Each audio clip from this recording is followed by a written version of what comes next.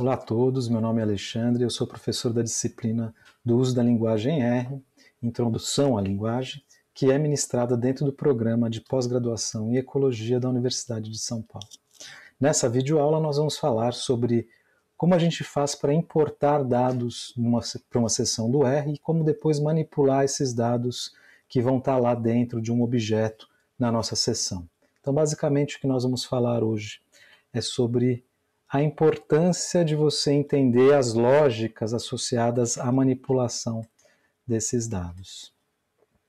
Então vamos passar aqui para a nossa seção do R, e eu sempre mostrando para vocês como a gente faz os códigos. Então sempre na minha tela de código, na parte superior está o meu script, e na parte inferior a gente tem o console do R.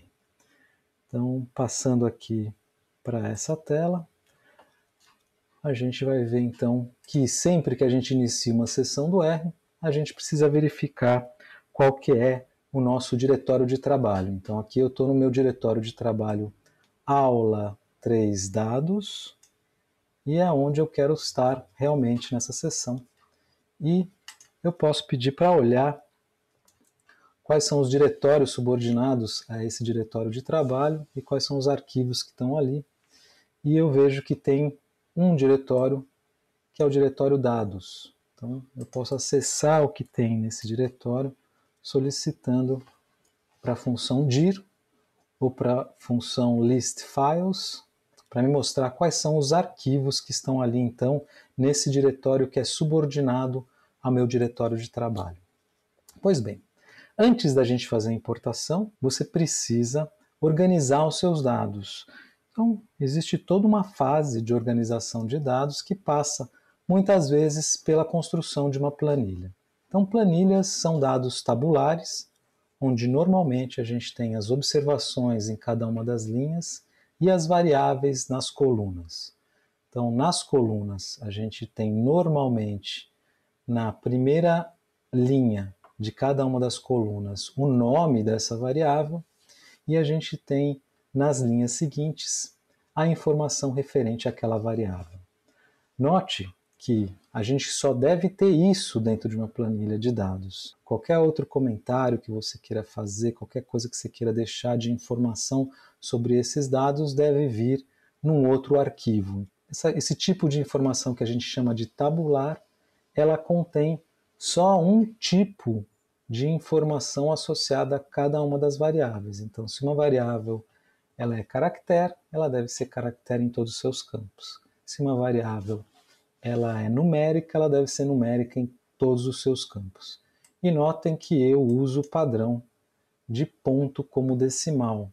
Então, nós vamos ver que isso é bem importante. O R, por padrão, ele só lê valores numéricos se o símbolo de decimal for ponto.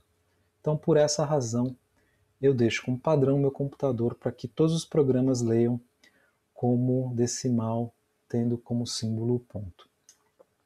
Pois bem, então se os dados estão bem estruturados, e eu coloquei um link lá no nosso tutorial para que vocês acessem um artigo bem interessante, recente, de uma revista de estatística americana, mas que é um texto muito simples de ler, que fala um pouco sobre essas questões de como se estruturar bem dados em uma planilha eletrônica. Então a primeira coisa é precisa ter essa planilha bem estruturada de dados. Tendo os dados bem estruturados numa planilha eletrônica, a primeira coisa que deve ser feita é exportar esses dados na forma de texto puro. Texto puro são aqueles arquivos de texto em que você pode abrir em qualquer programa de qualquer sistema operacional que leia texto. Então, texto, por exemplo, ele é o que nós temos nos nossos blocos de nota, e são abertos quase que universalmente por programas muito simples. Então é uma forma interessante de você armazenar essas informações. Os programas em geral, isso aqui é o LibreOffice, mas o Excel também, tem a possibilidade de a gente salvar os nossos arquivos com outros formatos. Então na hora que eu vou salvar esse arquivo, ele me pergunta se eu quero usar um formato específico, ou eu posso simplesmente pedir para salvar com algum formato que está aqui especificado. E normalmente o que a gente usa são formatos de texto. Então, tem textos de diferentes formas. Por quê? Porque existem padrões diferentes na hora de você interpretar o que vai ser a separação dos campos no arquivo texto. Então é preciso ter num arquivo de texto puro algum símbolo que represente essa transição entre campos que a gente tem numa planilha. Então, basicamente, a gente usa os formatos que estão associados ou por separação com vírgula, que por padrão é chamado de extensão .csv, ou você pode separar os campos, por exemplo, por tabulação. Então aqui nós temos as tabulações separando os campos. Então aqui esse arquivo foi salvo como campo separado por tabulação e aqui campo separado por vírgula.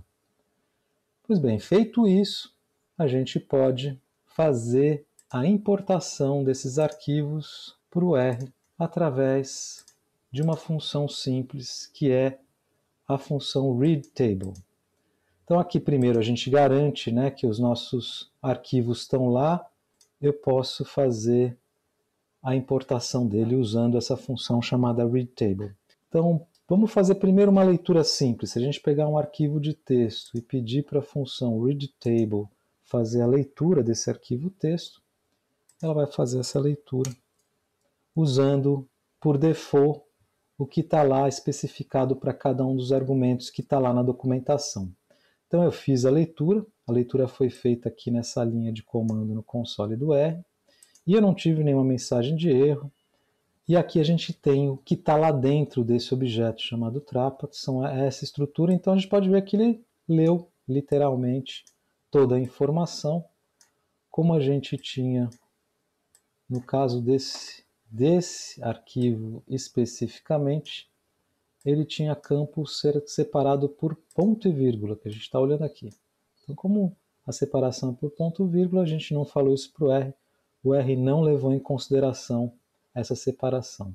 Além disso, a gente está vendo aqui, ó, se a gente pedir a estrutura desse objeto, que ele tem 5 observações e só uma variável, significando que todas as variáveis desse documento foram lidas como sendo uma só. Então ele leu só uma coluna, por quê? Porque ele não considerou essas separações de ponto e vírgula, porque a gente não disse nada para ele. E além disso, a gente tem aqui qual que é o objeto associado a essa leitura. Então, por padrão, a função readTable faz a leitura num objeto chamado DataFrame, da classe DataFrame, que são esses dados tabulares, dados típicos de uma planilha de dados.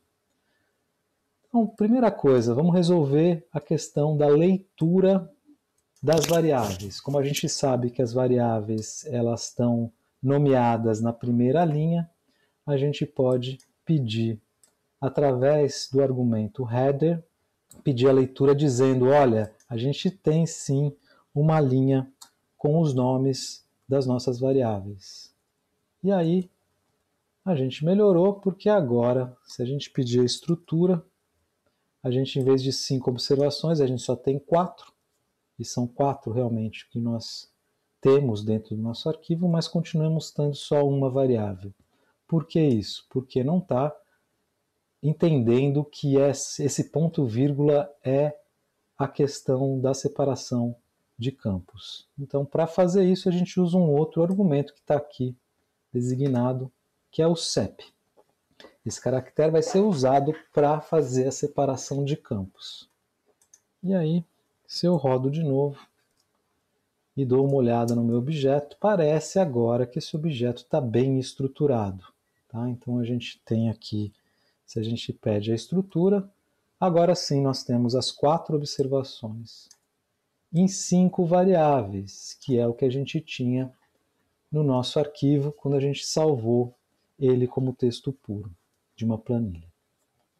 Pois bem, parece que está tudo certo aqui, só que se a gente olhar com mais cuidado, a gente vai ver que tem um problema. Por exemplo, se a gente tenta operar a variável altura, por exemplo, pedindo a média, qual que é a média de altura dos integrantes do grupo, então não posso operar algo que não seja numérico. É que esses valores aqui, eles têm o decimal separado por vírgula. Então, o símbolo de decimal, por padrão na língua portuguesa, é vírgula. E todos os nossos programas, quando eles estão formatados para a língua portuguesa, no nosso computador, eles usam a vírgula como decimal. E foi o que aconteceu aqui. Como não pode salvar o CSV como sendo a vírgula como a separação de campo, já que a vírgula já está sendo usada pela decimal, então o que acontece é que o Excel salva um arquivo CSV na língua portuguesa, tendo a separação de campo como sendo ponto vírgula e a separação de decimal como sendo vírgula. Isso traz alguma, se não muita, confusão para fazer a leitura de dados. Então, para conseguir essa leitura, eu preciso usar toda essa linha de comando que está aqui, com esses 3 argumentos, que são os argumentos principais que a gente tem na função readTable. A gente precisa usar header, para que ele possa ler o nome das nossas variáveis que estão na primeira linha. Se você não tiver essa primeira linha com nome de variáveis, você não precisa usar esse argumento, porque ele, por padrão, ele é falso.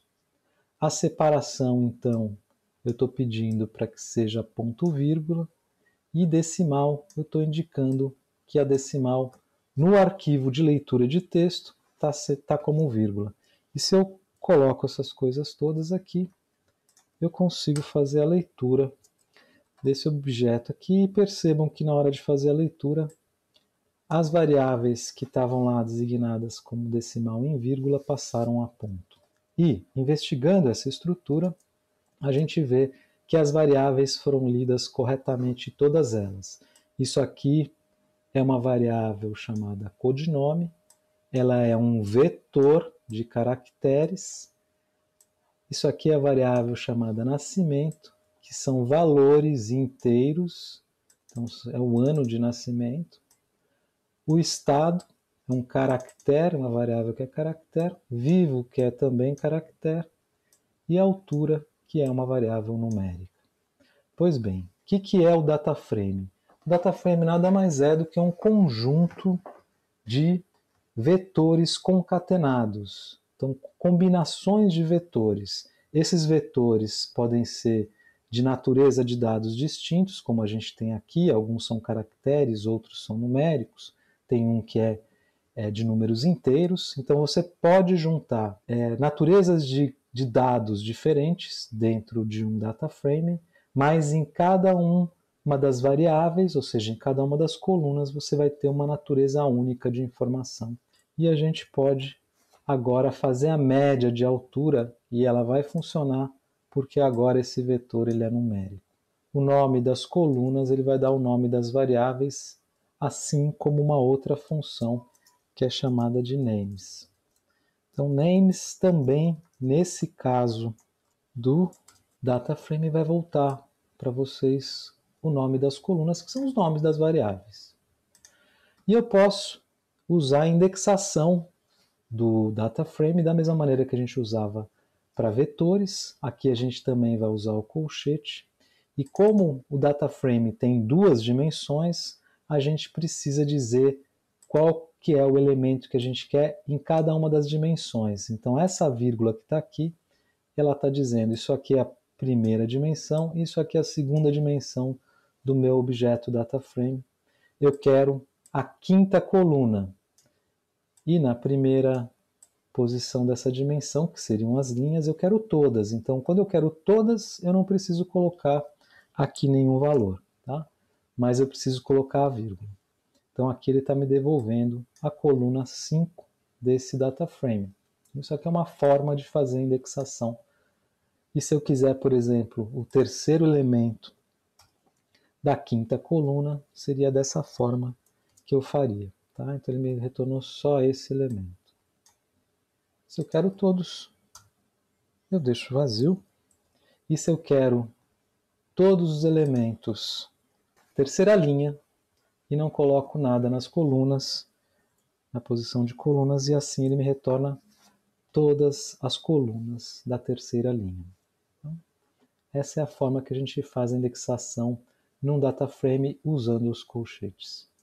A gente pode também fazer uma indexação como está aqui. A gente pode dar um nome da coluna na posição de colunas, né? Então, na segunda dimensão do objeto. E aqui eu estou pedindo para ele pegar esses valores e já estou pedindo para ele tirar a média. Então, ele já fez a média disso. E o DataFrame vai entender, então, que as posições antes da vírgula são posições relacionadas às linhas e as posições colocadas depois da vírgula estão relacionadas às posições da coluna. Então, a indexação é feita dessa forma. Bom, vamos ver aqui uma outra forma de fazer a leitura. Estou fazendo a leitura de um outro arquivo. O arquivo anterior, ele era o arquivo trapa, vírgula. Esse arquivo aqui é o arquivo trapa. E ele não consegue fazer a leitura.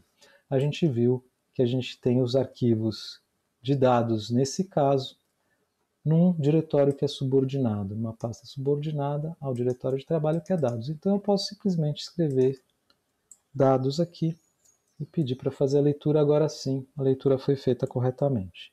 Bom, corretamente eu não sei ainda, vamos primeiro olhar. Então não parece que está correto.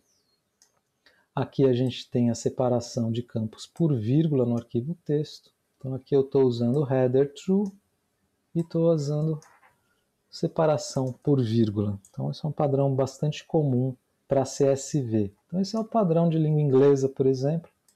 E nesse padrão de língua inglesa a gente precisa usar esses dois argumentos para fazer a leitura corretamente desses dados. Sempre que terminou de fazer a leitura, mesmo que você não tenha nenhuma mensagem de alerta ou nenhuma mensagem de erro, isso não é garantia que seus dados foram lidos corretamente.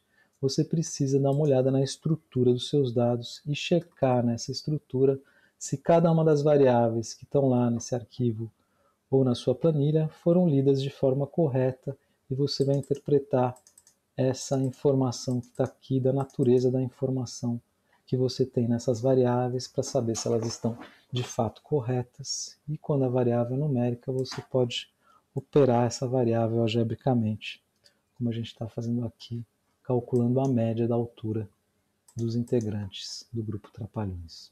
Bom, vamos lá voltar um pouco para os indexadores. Eu mostrei o indexador de colchete, então ele é um indexador bem importante no R, mas a gente pode indexar também usando o cifrão. Então, data frames são indexados por cifrão quando você quer extrair informação de uma das variáveis que está ali dentro daquele data frame. Então, você põe o cifrão, dá o nome da variável. Aqui está dizendo que o objeto estado não existe mesmo. Eu mandei para ele só essa informação no meu console. Tá? Então, eu preciso mandar a linha inteira. Agora sim, foi a linha inteira, então eu quero dentro do objeto trapa o vetor estado, a variável estado que está ali dentro desse objeto. Então, se eu sei o nome das minhas variáveis, e por isso o nome é importante, como você vai precisar chamar sempre esses nomes para poder manipular essas informações, é importante que você tenha nomes curtos, nomes informativos, nomes que sejam fáceis de digitar. Lembre-se que você está digitando esses nomes toda vez que você faz a extração dessas informações, então é importante que esses nomes sejam nomes fáceis de digitação rápida. Então, assim, se eu sei os nomes, eu posso tanto pedir essa indexação pelo colchete. Então, aqui eu estou colocando na segunda posição, né? Estou pedindo todas as linhas, e na segunda posição de indexação, que seria as colunas, colocando o nome codinome. Então, o codinome é uma variável desse objeto e está lá, ele me retorna codinome. Posso pedir com o cifrão, também funciona. Eu posso pedir trapa codinome nesse momento que a gente tenha um vetor, não é mais um data frame, então o que ele vai retornar é um vetor. E se eu quero indexar esse vetor, eu posso indexar ele aqui ao final. Então eu estou pedindo esse vetor codinome e ao mesmo tempo a terceira posição desse vetor. Então ele está me retornando só o terceiro elemento desse vetor. Ou eu posso indexar as duas coisas juntas, né?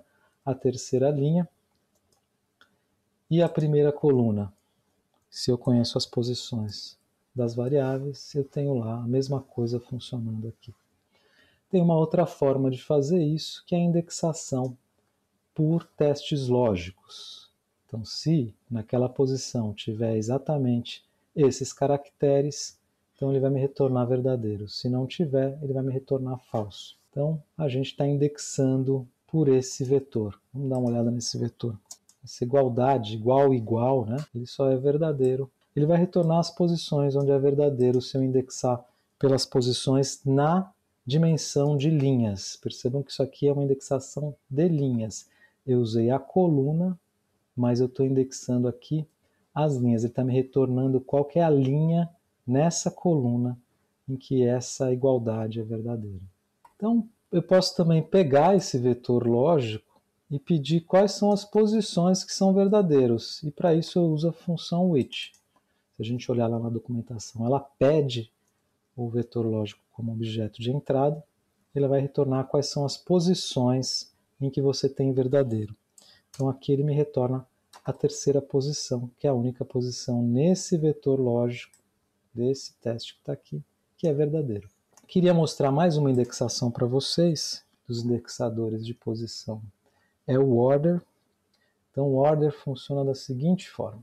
Se eu pedir para ele ordenar uma variável que é numérica, ele vai pegar do menor valor ao maior valor, vai ver qual é o menor e o maior, e vai me retornar a posição 4 nesse vetor, é a primeira na ordem crescente dos valores. Então, se eu pego esse índice que está aqui e vou olhar, eu vou ver que o quarto valor é o valor menor que a gente tem naquele vetor. E qual que é o segundo valor menor? É o primeiro, é o índice 1 que está aqui. Então, o índice 1 é esse valor. Então, menor valor, o segundo menor valor, o terceiro valor menor e o valor maior, que é o terceiro, a terceira posição. Então, ele está indexando pelas posições do objeto original, então no vetor. Então, o que eu faço quando eu quero olhar esses valores de forma ordenada? Eu simplesmente peço a ordenação dessa variável no meu objeto. Então, aqui eu estou ordenando o meu objeto com todas as suas colunas, por isso que não tem nada aqui, e eu estou pedindo para ele ordenar esse objeto do menor, da altura menor para a altura maior. Então ele ordenou as linhas para essas posições que estavam aqui. Então pegou primeiro a quarta linha, depois a primeira, depois a segunda, depois a terceira, e é isso que a gente tem. Vejam que os índices que estão aqui, que são os índices das linhas, que num data frame, quando você não tem a leitura de nenhuma informação para nome de linhas, ele vai montar esses índices são bons porque eles mostram para a gente a todo momento qual que é a posição de cada uma das minhas observações no meu objeto original. Pois bem, isso aqui é uma lógica muito, muito importante para a gente fazer manipulação de informações no R. Eu diria até que essa lógica dos testes lógicos, junto com essa lógica de você ordenar, são os pontos principais na forma que a gente faz indexação de data frames no R quando a gente quer manipular informações nesses data frames. A gente tem outras indexações de posição. O rank é a indexação que vai ranquear as informações, então ele vai pegar aquela informação que está ali naquela posição e vai dizer para mim qual que é o rank dela. Então isso é diferente do que a gente tinha no order. Perceba que os valores são muito distintos, né? Então se a gente pegar de novo esse vetor, a gente vai ter o ranking da primeira posição como sendo o ranking 2. Então ele é o segundo valor em tamanho, né? Então, é o segundo menor valor. A posição, a posição 2, quer dizer, o segundo elemento, ele é o terceiro no ranking de grandeza. A terceira posição, que é essa posição que está aqui, ele é o quarto em grandeza. Então isso é o ranking mesmo de cada uma dos elementos que está ali naquele vetor.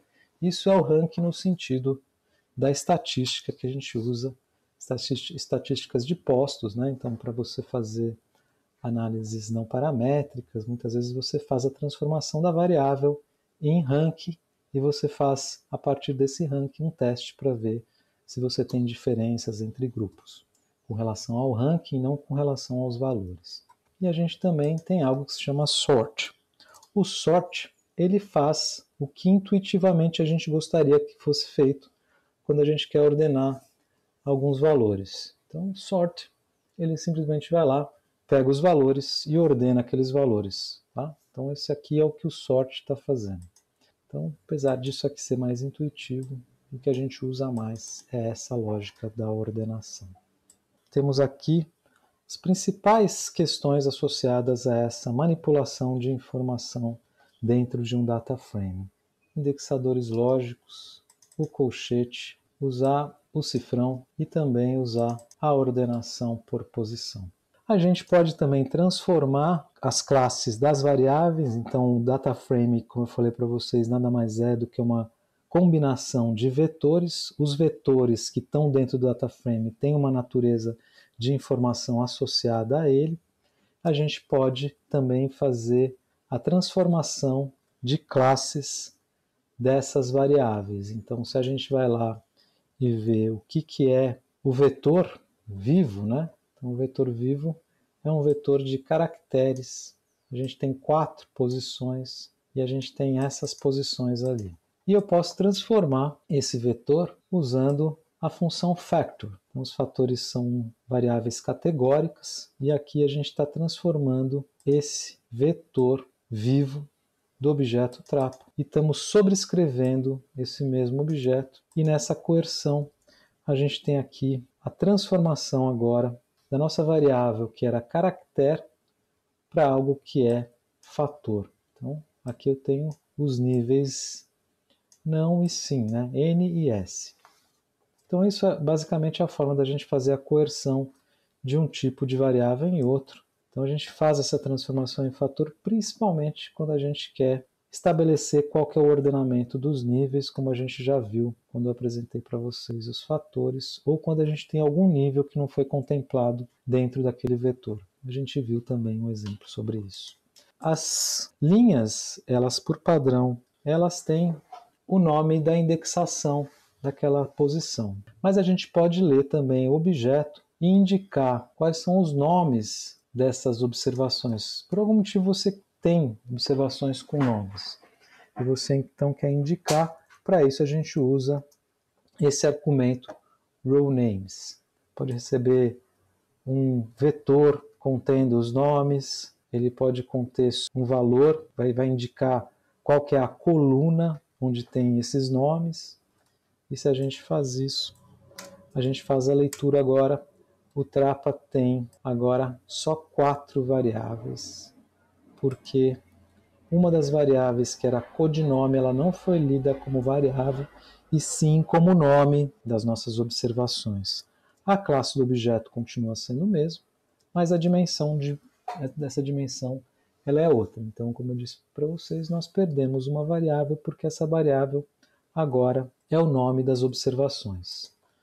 Names vai nos dar o nome das variáveis, ou seja, das colunas, assim como call names. Então, call names e names funcionam da mesma forma para o objeto data frame. E se eu peço, nesse caso aqui, row names, ele me retorna agora o que eram os codinomes, né? Então, a primeira coluna do meu arquivo de texto. Então, eu posso agora indexar as posições das linhas pelos nomes também. E isso tudo está lá descrito com a documentação do read table. Então, eu tenho um padrão, por exemplo, eu sempre nomeio minhas variáveis, deixo a separação por campo como tabulação. A tabulação ela é indicada pela barra invertida IT, e a decimal como sendo ponto. Eu nem preciso colocar esse argumento, porque o argumento por padrão decimal no read table ele é ponto, e eu usava com muita frequência um argumento que é as is equal true. Então hoje em dia você não precisa colocar mais as is igual true, porque por padrão o read table vai fazer a leitura da variável que é caractere como sendo caractere e não como fator. Mas isso acontecia até a versão 3 e até o final da versão 3 do R. O file.choose é uma função interativa, ela vai abrir uma janela onde você pode navegar e indicar qual que é o caminho do arquivo que você quer fazer a leitura. Então eu, como não uso o Windows, eu posso fazer isso também, mas eu preciso de um pacote que já vem por padrão na distribuição do R, mas eu preciso carregar esse pacote e usar essa outra função que está aqui, que ela também funciona da mesma maneira que o file.choose funciona para o Windows. A gente tem esse tkchoose.files. Então, se eu pedir essa função aqui no meu computador, vai abrir essa janela. Então, nessa janela eu posso navegar aqui e buscar o meu arquivo que eu quero fazer a leitura. Então, escolho o arquivo, faço a leitura e ele retorna então para a seção do R. E o que eu tenho agora salvo aqui no caminho do arquivo? O caminho completo no meu computador para fazer a leitura. E aí eu posso o quê? Colocar esse caminho aqui na função readTable. E agora ele faz a leitura do trapo. Nesse objeto aqui, que é um objeto diferente, ele também tem o nome verdadeiro de cada um dos integrantes desse grupo. Vamos ver um pouquinho mais de manipulação de dados. Então, estamos aqui com os nomes do arquivo Trapalhões. Então, esse aqui é o nosso arquivo trapo. Então, assim, a gente pode pedir o nome das linhas e eu posso criar aqui algum nome, né, para essas linhas. E aqui eu estou usando uma função que eu não mostrei para vocês ainda, que é uma função que faz a combinação de caracteres e é uma função bastante versátil também, que a gente usa muito para criar variáveis dentro de uma seção do R. Então aqui eu estou criando esse vetor de nomes e atribuindo o resultado desse vetor de nomes para o nome das observações que eu tenho dentro desse data frame, ou seja, as linhas. Então, como é que funciona a função paste? Ela pega esse vetor que está colocado nessa posição e esse vetor que está colocado nessa posição e combina os elementos de caracteres que estão ali e faz a combinação separado por esse caractere que é colocado no CEP. Então o argumento CEP ele serve para fazer a junção, a cola dentre esses elementos, né, desses dois vetores. Como esse vetor aqui só tem uma posição, ele só tem, e aqui a gente tem um vetor que tem 4 posições, 1, 2, 3 e 4, o que vai acontecer aqui é a regra da ciclagem. Então ele vai pegar esse vetor e vai ciclar esse vetor menor em cima do vetor maior. Então o trapa vai ser ciclado 4 vezes. Vamos ver isso. Então aqui está o que está escrito aqui em cima. E se eu reproduzir o trapa 4 vezes, ele vai fazer a mesma coisa. Então isso aqui é a mesma coisa que se eu fizer sem essa reprodução 4 vezes. Então essa reprodução 4 vezes ela não é necessária, você não precisa ter o primeiro vetor do mesmo tamanho que o segundo vetor por conta da regra da ciclagem. E agora eu posso chamar a posição pelo nome, então eu posso chamar a terceira linha desse objeto usando o nome dela. Mas eu quero mostrar aqui uma outra função que também se presta muito para a gente fazer extração de informação, principalmente quando a gente está trabalhando com caracteres. Então, grep e paste são basicamente para a gente manipular vetores de caracteres. E eu posso procurar um padrão. A função grep faz a busca de padrão do que a gente colocar aqui nessa primeira posição como caracteres no vetor que foi colocado na segunda posição. O grep ele é bem diferente, porque normalmente o que a gente tem é que o argumento x, que normalmente é o objeto que a gente vai manipular, ele normalmente está na primeira posição. O grep ele muda essa lógica, mas o que ele vai retornar são as posições. Então o grep vai retornar posições, e se a gente usar o grep L, a gente vai ter o retorno, um vetor de verdadeiros e falsos. E se eu fizer isso aqui, eu estou retornando as posições de novo, né? Uma redundância tremenda aqui nesse código, né? Usando o it para pegar esse vetor lógico e retornar as posições que estão ali, sendo que o grep já me dá essas posições. E eu posso indexar, então, o meu objeto por essas posições. Então, aqui eu estou indexando não o trapa, mas o trapa estado, ou seja, o vetor estado dentro de trapa. Eu estou indexando pelas posições onde eu encontro RJ no vetor estado, ou seja, no próprio vetor que está ali sendo indexado. E eu estou não só olhando, então assim, quando eu quero olhar, eu peço para retornar, ele me retorna então o que está lá dentro naquelas posições. Então é só essa parte do código que está aqui. Então se eu consigo olhar para algo dentro do meu objeto, eu também consigo atribuir algo àquilo que eu estou olhando. Então para aquelas posições. Então nesse caso eu estou olhando lá os RJs que estão na posição 2 e 3 desse vetor estado, e eu estou atribuindo a essas posições a palavra Rio de Janeiro. Vai sobrescrever o que eu tinha ali naquelas posições, e é isso que a gente está fazendo aqui nessa linha de comando. Desculpa, a linha de comando não rodou, agora rodou. E aí, se a gente olhar o objeto agora, a gente tem na segunda e terceira posição do vetor estado, ou seja, da variável estado dentro do data frame, a palavra Rio de Janeiro. Então isso aqui é uma outra forma de manipulação que é muito importante. Ou seja, se você sabe indexar, ou seja, extrair informação, você também sabe manipular, ou seja, sabe sobrescrever informações que estão ali naquele objeto. Tá? Então essa é a lógica básica de indexação e sobrescrita que a gente tem no R. Então eu posso mudar o nome das minhas variáveis, aqui eu estou fazendo isso, estou mudando, né? Pedindo para transformar o que é o vetor vivo, que antigamente era assim e não, eu estou colocando verdadeiros e falsos. Então se está vivo ou não. E aí eu posso operar esse vetor de verdadeiros e falsos.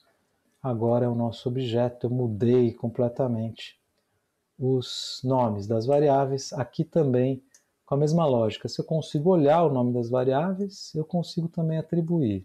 Tá? Então, as pessoas me perguntam muitas vezes, mas professor, como é que eu consigo mudar uma informação que eu tenho lá no meu data frame ou num objeto dentro do R? Eu falei, você consegue olhar a informação e mostra a informação. Então, se a pessoa consegue indexar e mostrar onde está a informação que ele quer modificar, aí fica fácil, né? Porque aí é só você pegar e modificar. Sempre lembrando que se você tem mais do que uma posição naquilo que você quer sobrescrever, você precisa construir também um vetor com o mesmo número de posições. E se você não usar o mesmo número de posições, você pode ter a regra da ciclagem acontecendo. Nesse caso específico de nome de variáveis, você não pode ciclar nome de variáveis, então ele vai te dar um erro, porque não é possível ter mesmo os nomes, né, de variáveis num data frame. E nesse caso não vai acontecer, mas em outros casos pode acontecer a regra da ciclagem, então precisa tomar um pouco de cuidado. Eu posso operar também as minhas variáveis, né? Então aqui, por exemplo, eu pedi para fazer um table desse vetor lógico de verdadeiros e falsos, e aqui está me dizendo que duas posições são falsas e duas posições são verdadeiras. Eu posso calcular a idade, então se eu pegar aqui esse vetor de nascimento e subtrair do ano 2020, a gente vai ter a idade dos trapalhões, que teriam, né, os trapalhões, o que tem os trapalhões hoje. Então, o que teria menos de 80 anos seria o Mussum, o Antônio Carlos, mas ele faleceu já há algum tempo. Então, deixa eu mostrar só mais uma indexação para vocês, porque então elas se tornam realmente mais poderosas e faz mais sentido quando você tem conjuntos de dados que são muito grandes, que você não consegue olhar o conjunto de dados completo. Então, quando a gente tem só 4 observações, 5 ou 6 variáveis, fica fácil da gente olhar isso, né, os nossos dados dentro do nosso console. Mas quando a gente tem dados que são maiores, né, então com mais observações, então aqui eu estou lendo um arquivo de texto que está no nosso wiki e estou usando para a função readTable na primeira posição, que é o argumento file, E eu estou dando para ele, ao invés da posição no meu computador, da pasta no meu computador, onde eu tenho esse arquivo, eu estou dando todo o caminho da URL onde a gente baixa esse arquivo CSV. Então, esse CSV caixeta, tá aqui, ó, caixeta CSV. Esse arquivo está nesse endereço de URL, desse endereço do nosso wiki. Simplesmente fui lá e aonde a gente clica para baixar esse arquivo, eu pedi, em vez de clicar, eu pedi para copiar o link. E esse link, então, é o que eu estou colocando aqui. O readtable também funciona dessa forma. Ele fez a leitura, eu dei os dois padrões que eu preciso, né, de argumentos, o header como sendo true, para fazer a leitura da primeira linha como sendo o nome das variáveis, e a separação do campo, que eu já sei que a separação do campo é vírgula, eu já estou colocando aqui também esse argumento. E aí eu tenho esse objeto que acabou de ser lido na minha sessão. Primeira coisa que eu vou fazer é pedir para olhar a estrutura desse objeto. Então a estrutura está aqui, a gente tem as variáveis todas desse objeto caixeta. Então ele me diz que é um data frame, que tem mais de 1000 posições, ou seja, mais de 1000 observações, e que tem 7 variáveis, e que eu tenho então essas variáveis com esses nomes: local, parcela, a árvore, o fuste, o cap, o h, que é a altura, e a espécie identificada em cada uma dessas localidades e parcelas. Caixeta é um tipo de vegetação que ocorre na restinga, nas áreas de planície litorânea, onde você tem ambientes encharcados e nesses ambientes cresce uma floresta que é dominada por uma espécie de tabebuia, que é a caixeta, tabebuia cassinoide. Se eu não me engano, ela continua sendo tabebuia, apesar de já ter tido a modificação dos IPs, né, para outro gênero. Acho que esse especificamente continuou como sendo tabebuia. Qualquer coisa perguntem para a professora Lu Saloma, que é especialista na família, e nossa professora na botânica. Pois bem, nós lemos, vimos que a estrutura parece que está tudo certo, e eu posso, por exemplo, pedir um table. A gente já viu essa função vai fazer a contagem de elementos de uma variável ou categórica, que seja caractere, ou que seja um fator. Então, o table cria uma tabela de contingência.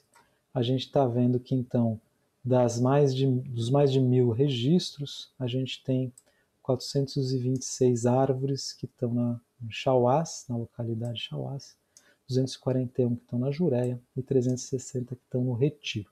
O que eu estou fazendo aqui? Né? Então, estou fazendo um teste lógico antes, em que eu peço verdadeiro para todas as posições onde eu tenho Jureia nesse vetor de localidade. Então, se eu pedir essa linha aqui, eu vou ter 1027, que são as 1027 posições das observações, e eu vou ter falso, onde não é Jureia, e verdadeiro, onde é Jureia. Então é difícil da gente manipular esses vetores muito grandes e esses conjuntos de dados grandes. Mas eu posso somar esse vetor. Vocês lembram que um vetor verdadeiro e falso, ele funciona como zeros e uns, verdadeiro como 1, e se eu somar eu vou ter o mesmo valor que eu tinha lá de número de observações para aquela localidade que é Jureia. E se eu pedir o which nesse vetor, a gente vai retornar as posições associadas aos verdadeiros nesse vetor. Tá? Então essas três formas aqui de você manipular esses vetores lógicos que são muito importantes na indexação de objetos no R. E eu falei para vocês que a gente pode, então, indexar as posições dessa forma, usando esse vetor lógico aqui diretamente no nosso objeto, nas posições das linhas. Então aqui eu estou pedindo para pegar todas as linhas onde nessa variável local eu tenho o padrão Jureia, a palavra Jureia escrita ali, nessa variável de categorias. E estou pedindo para retornar todas as colunas que são verdadeiras, né, das linhas verdadeiras, para esse objeto que eu estou criando aqui, que é o objeto Jureia. objeto Jureia não existe, acabei de chamar ele aqui, ó, não existe. E agora eu vou criar esse objeto Jureia. Antes de olhar para ele, eu vou pedir a estrutura dele. Ele deve ser uma variável com 241 posições, vamos ver aqui, né? 241 observações de 7 variáveis, porque eu pedi todas as variáveis, né? Só essas linhas e todas as variáveis. E aqui a gente tem, então, um objeto que é um subconjunto de informações que a gente tinha em cacheta, né? Nesse objeto cache. E aqui a gente tem só a localidade. Então, se a gente pedir agora a localidade, então aqui eu não estou pedindo o table, eu estou pedindo só para ele me retornar únicos, né? Os valores únicos que eu tenho nesse vetor, que tem 241 posições, e ele me retorna só a Jureia. Se eu pedir o table aqui, ele vai fazer a contagem, e como eu só tenho Jureia, ele vai me retornar só Jureia aqui nesse objeto. Então, essa é a forma como a gente faz, pega conjuntos de informações e faz subgrupos de informações a partir daquele conjunto, usando principalmente os testes lógicos ou as posições associadas ao teste lógico. Pois bem, isso aqui é o que eu queria falar para vocês sobre a indexação e manipulação de data frames. Eu queria partir para outras classes de objeto que eu vou falar no próximo vídeo, que esse já ficou bastante extenso.